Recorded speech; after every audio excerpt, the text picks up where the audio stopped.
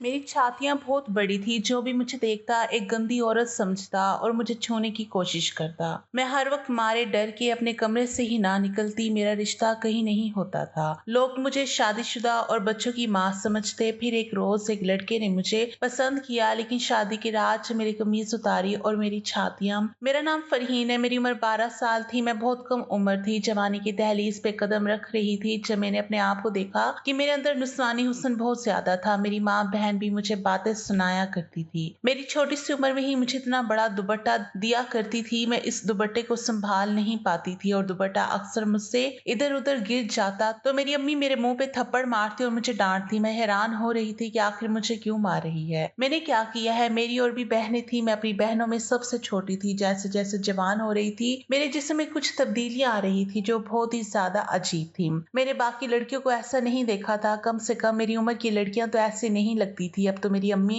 ने कपड़ों के साथ दुपट्टे नहीं बल्कि चादरें बनाना शुरू कर दी थी। मैंने अम्मी से कहा कि मुझे गर्मी लगती है। अम्मी कहती थी कि गर्मी गई बहार में, इस चादर से अपने आप को लपेट के रखना, नहीं तो किसी दिन तेरे पीछे कोई मुसीबत हमारे घर में आ जाएगी। चांद रात में मेरी सारी बहनें बाजार जाने का प्रोग्राम बना रही थी। मैंने कहा कि मैं भी चलूंगी। उन्होंने कहा कि नहीं, इस वक्त बहुत रश होता है बाजारों में, इधर उधर के सारे लड़के लफंटे आए हुए होते हैं। मैंने कहा तो क्या हुआ, रश में तो मजा आता है। मैंने भी अपने लिए चूड़ियां और चीजें लेनी है। मेरी बहन ने कहा कि तुझे लेकर जाएंगे तो शहर के सारे लड़के तेरी तरफ देखना शुरू कर देंगे और हमें शर्मिंदा नहीं होना। तू घर बैठ, हम तेरे लिए सामान ले आएंगे। मैं अपने कमरे में चली गई और फूट फूट कर रोने लगी। जाकर आईने के सामने खड़ी हो गई, खुद को देखने लगी। मेरा क्या कसूर था? अगर मैं ऐसी थी तो बहुत से ऐसे लोग होते हैं जिनके साथ इस तरह के मामलात होते हैं। किसी का कद छोटा होता है, किसी का कद जरूरत से ज्यादा लंबा होता है, तो किसी के जिस्म में चर्बी ज्यादा होती है और कोई बहुत पतला होता है। अगर मेरा नुस्वानी हुस्न ज्यादा था तो इसमें मेरा क्या कसूर था?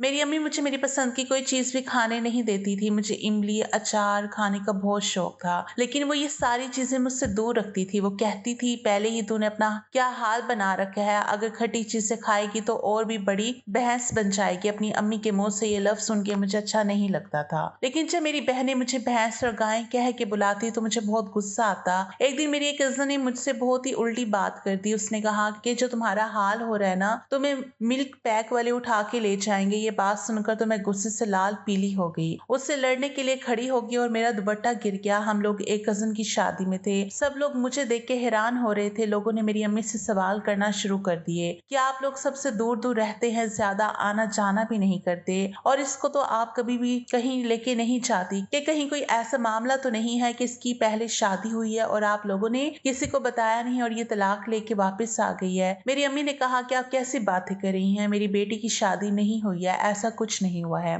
बस उस दिन के बाद से तो मेरी अम्मी ने मुझे किसी भी शादी में ले जाना ही बंद कर दिया। और ये वही उम्र थी कि जब शादियों में जाने का इंसान को बहुत शौक होता है कि तैयार होकर अच्छे कपड़े पहनेंगे, सबको देखेंगे, सलाम दुआ करेंगे, खाना पीना होगा। लेकिन मेरी अम्मी ने अब मुझे कहीं भी ले जाने से तौबा कर ली थी। आहिस्ता आहिस्ता मैं जवान होने लगी तो मेरी मुसीबतें और भी ज्यादा बढ़ने लगी। मेरी अम्मी को हर 4 महीने बाद मेरे कपड़े बनवाने पड़ते थे। अब तो वो मेरे कपड़ों के अंदर इतना कपड़ा रखती कि अगर मुझे कपड़े तंग हो जाए तो वहीं से सिलाई करके कपड़ों को खोल दिया करे। वो कहती थी तो वहीं कपड़ों को खुला कर दे। वो कहती थी कि तेरे बाप की थोड़ी सी तनख्वाह है और मैं तेरे लिए हर 4 महीने बाद नए कपड़े नहीं बनवा सकती। मेरे कपड़े बहुत जल्दी फट भी जाते थे और एक ही जगह से फटते थे। मेरी एक बहुत अच्छी दोस्त थी जिसका भाई बाहर के मुल्क में होता था। मैंने उसे अपना मसला बताया। उसने कहा कि एक दवाई होती है, गोलियां होती हैं, इनसे ये मसला हल हो जाता है। अगर तू वो गोलियां खा लेगी तो तेरे नुस्वानी हुस्न कम हो जाएगा और तू भी आम लड़कियों की तरह नॉर्मल हो जाएगी। ये बात मेरे दिमाग में बैठ गई थी कि मैं नॉर्मल नहीं थी। मैंने उसे कह दिया कि वो मेरी मदद करे, मुझे किसी तरह वो गोलियां मंगवा के दे दे, मैं उसे पैसे दे दूंगी। उसने कहा कि पैसों की कोई बात नहीं है, मैं अपने भाई से कह दूंगी। मैंने कहा कि तुम्हारा भाई सवाल नहीं करेगा? तो उसने कहा कि मैं कह दूंगी, मेरी किसी दोस्त को चाहिए। अब इतना तो करना ही पड़ेगा। मुझे अभी से ही बड़ी शर्मिंदगी हो रही थी क्योंकि जैसे ही वो अपने भाई को बताती कि मुझे ये गोलियां चाहिए, उसका भाई समझ आता कि मेरे लिए ही मंगवा रही है। क्योंकि मेरा उनके घर में आना जाना था और बचपन से ही मैं सब लोगों की आंखों में आ जाती थी क्योंकि मेरा वजूद ही ऐसा था। मैं सारी सारी रात रोती थी। कहने को मेरी 4 बड़ी बहनें थी। बड़ी बहनें भी माँ की जगह होती है, लेकिन उन्होंने कभी मेरे साथ कोई अच्छी बात नहीं की थी। मेरी एक बहन की मंगनी हो चुकी थी, 2 बहनों की शादी हो गई थी, घर में रिश्ते आने लगे। मेरी एक बहन शादी नहीं करना चाहती थी, वो पढ़ाई कर रही थी। उसने कहा कि मैं पहले 16 जमातें पढ़ूंगी फिर शादी करूंगी। और उसने कहा कि आप फरहीन की शादी करवा दे, वैसे भी इस वक्त इसके जो हालात हैं इसका रिश्ता हो जाएगा तो बेहतर है, इसका रिश्ता तलाश करने में तो बहुत वक्त लग जाएगा। मेरी अम्मी ने कहा कि हाँ तुम्हारी बात ठीक है। मैंने कहा कि अम्मी मैं शादी नहीं करना चाहती। अम्मी ने कहा कि और क्या तू पढ़ना चाहती है? पहले ही स्कूल कॉलेज में तेरी वजह से हमें बातें सुनने को मिलती है और तुझे भी। अब तू क्या चाहती है कि मैं तुझे नौकरी करने भेजूं ताकि सारा मुआशरा तुझ पे हंसे और हमारी भी हर जगह रुसवाई हो?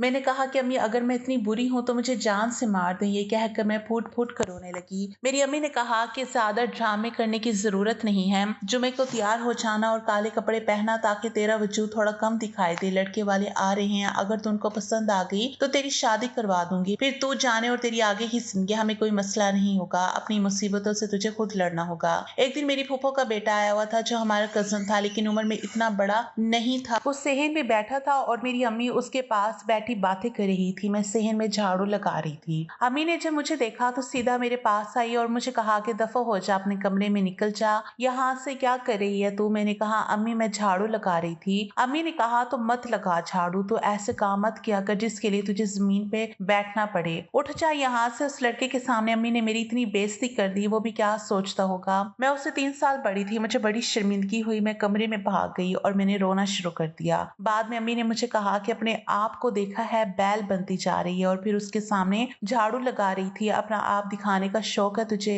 मैंने कहा कि अपना आप मैंने किसको दिखाना था, वो तो बच्चा है। अम्मी ने कहा कि बच्चा नहीं है, वो जवान है, तू भी जवान है, खबरदार जो आइंदा किसी के सामने आई तुम। बस करती हूँ तेरा कुछ, बुलाती हूँ रिश्ते वालों को, जल्दी बुलाती हूँ क्योंकि अब जल्दी जल्दी जान छुड़वानी पड़ेगी तुझसे। मैं इतना रोई कि मेरी आंखें सूज गई। अगले दिन घर में मेरी खाला आई। उन्होंने कहा कि क्या बात है, तुम्हारी आंखों को क्या हुआ है? मैंने कहा कि मुझे इन्फेक्शन हो गया है। उन्होंने कहा कि फिर इसमें कोई दवाई डालो, नहीं तो बढ़ जाएगा। उनको क्या बताती कि इस दर्द की कोई दवा नहीं थी। मैं खामोश हो गई। बोलती थी तो क्या बोलती, अपनी अम्मी से लड़ाई तो नहीं कर सकती थी। मुझे इस बात का एहसास था कि वो मेरी माँ है, लेकिन वो शायद ये बात भूल गई थी कि मैं उनकी औलाद हूँ। वो भी सबसे छोटी, लेकिन अपनी वजूद की वजह से मैं सबसे बड़ी लगती थी। जब मेरे लिए शाम को रिश्ते वाले आए तो मैंने काले कपड़े पहन लिए। मेरी अम्मी कमरे में आई और मुझे देखा। मैंने कहा कि अम्मी मैं कैसी लग रही हूँ? मैं बहुत खूबसूरत लग रही थी। उन्होंने कहा कि ये क्या, इस सूट के साथ ये दुपट्टा क्यों लिया है? मैंने कहा कि इसके साथ यही दुपट्टा है। अम्मी ने कहा कि ये तो बहुत छोटा है। मेरी दूसरी बहन को कहा कि वो दूसरा दुपट्टा लेकर आए, वो उस सूट के साथ चल जाएगा। जब मेरी बहन वो दुपट्टा लेकर आई तो बहुत बड़ा था। मैंने कहा कि अम्मी मैं इस दुपट्टे को कैसे संभाल पाऊंगी? अम्मी ने कहा कि संभालना पड़ेगा, अपने आप को छुपा के बैठना, ज्यादा नीचे मत झुकना। मुझे उनकी बातें बहुत अजीब लग रही थी, पर उन्होंने मुझे दुपट्टे में ऐसे लपेट दिया कि बस मेरा चेहरा ही दिखाई दे रहा था और मुझे कहा कि 15 मिनट बाद चाय लेकर बाहर आ जाना। लड़के वाले आ चुके थे। लड़के की माँ, फूफो और दादी आई थी। वो लोग अम्मी से बातें कर रही थी। मुझे मेरी बहन ने आकर खबर दी। उसने कहा कि ये लोग तो ज्वाइंट फैमिली वाले हैं और उनका घर मर्दों से भरा हुआ है, क्या बनेगा तेरा वहाँ? तुझे तो अपने आप को इस तरह से छुपा के रखना पड़ेगा जैसे पुराने जमाने में मिस्र के लोग किया करते थे, जिसमें सिर्फ उसकी आंखें नजर आती थी, वो बन के घूमना पड़ेगा। वो बुरी तरह से हंसने लगी और उसके हंसने की आवाज मेरे दिमाग में लग रही थी। 15 मिनट के बाद मैं बाहर आई तो जिस तरह से मैं बाहर आई थी, जाहिर है उन्होंने मुझे देख के अजीब सा ही रद्द अमल देना था। पर जब मैं सोफे पे बैठी तो मेरा दुपट्टा थोड़ा सा ढलक गया था। कुछ मैं खुद भी लापरवाह थी और कुछ मुझसे ये दुपट्टा इतना संभाला नहीं जा रहा था। उन्होंने कहा कि बहन बुरा ना मानिएगा, लेकिन आपकी बेटी की क्या पहले शादी हो चुकी है? तो मेरी अम्मी ने कहा कि नहीं, इसकी शादी कहाँ से होगी, ये तो सबसे छोटी है। तो मेरी अम्मी ने कहा कि नहीं, इसकी शादी कहाँ से हो गई, ये तो सबसे छोटी है, वो तो चौथी वाली की पढ़ाई चल रही है और वो पढ़ाई में बहुत लायक है, इसलिए हम चाहते हैं कि वो पढ़ाई पूरी कर ले तो उसकी शादी करवा देंगे। उन्होंने कहा ये तो शादीशुदा लग रही है, ऐसा लग रहा है कि इसके 2-3 बच्चे हैं, जैसे दूध पिलाने वाली माओ का हाल होता है, ये बिल्कुल वैसी लग रही है। कुंवारी लड़कियां तो ऐसी नहीं लगती, कुंवारी लड़कियां तो दुबली पतली होती है ना। माना कि शादी के बाद औरत का वजन थोड़ा बढ़ जाता है और जिस्मानी साख्त भी बदल जाती है, लेकिन शादी से पहले तो मैंने किसी लड़की को ऐसा नहीं देखा। मेरी अम्मी ने कहा कि नहीं, ऐसी तो कोई बात नहीं है, हम आपको कसम देने को तैयार हैं, अब इससे ज्यादा और क्या होता है। उन्होंने कहा कि नहीं, हमें तो मामला और ही लग रहा है, हमारा बेटा बड़ा लाडला है और फिर आजकल तो ठीक ठाक लड़कियों के भी लोग मुंह भर भर के बातें करते हैं। आपकी बेटी को ब्याह के ले जाएंगे तो सारी जिंदगी लोगों के सवालों के जवाब देने पड़ेंगे।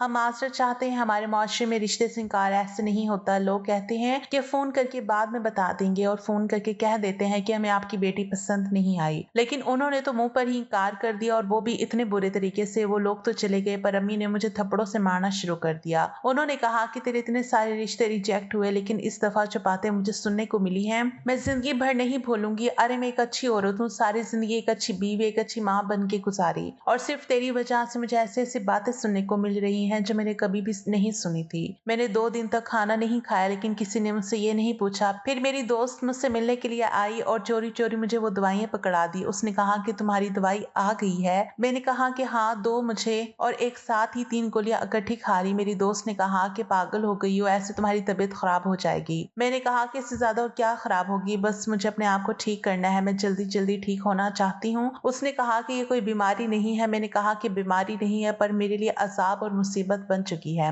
तुम नहीं समझोगी, बस तुम्हारा बहुत शुक्रिया, तुमने मेरी मदद की। मेरे कानों में छोटी छोटी सोने की बालियां थी, वो मैंने उतार कर उसे देने की कोशिश की, क्योंकि मैं उसका एहसान नहीं लेना चाहती थी। उसने कहा कि पागल हो गई हो क्या, नहीं चाहिए मुझे ये, बस तुम अपने आप को संभालो। मेरी दोस्त चली गई। मैंने उसके सामने कुछ गोलियां एक साथ खा ली थी। रात को फिर मेरे गोलियां खा ली। 2 दिन से मैंने खाना नहीं खाया था। मैं बाहर निकली तो मेरी तबीयत खराब होगी और मैं बेहोश हो गई। जब मुझे होश आया तो मैं अपने कमरे में थी। मुझे पता चल गया कि शायद मैं बेहोश हो गई थी, क्योंकि मैंने खाना नहीं खाया था। चलो, अब तो मेरे घर वालों को मुझ पे थोड़ा रहम आ जाएगा, क्योंकि मेरी तबीयत इतनी बुरी हो गई थी कि मैं अपने होश आवाज से बेगानी हो गई थी। लेकिन जैसे ही मेरी अम्मी कमरे में आई, उन्होंने मेरे मुंह पे रख के थप्पड़ दे मारा। मैं हैरान रह गई कि मैं बिस्तर पे पड़ी थी, मेरी हालत अभी भी गैर थी। उन्होंने कहा, ये क्या किया? उन्होंने कहा कि बेशरम, तुझे शर्म नहीं आती? ये कौन से बाहर के मुल्क से तूने गोलियां मंगवाई हैं? किस किस्म की गोलियां हैं ये जिनको तू खा रही है, और इन्हीं की वजह से तेरा ये हाल हुआ है? इसका मतलब कि तेरे इरादे कुछ और है। तू जानबूझ के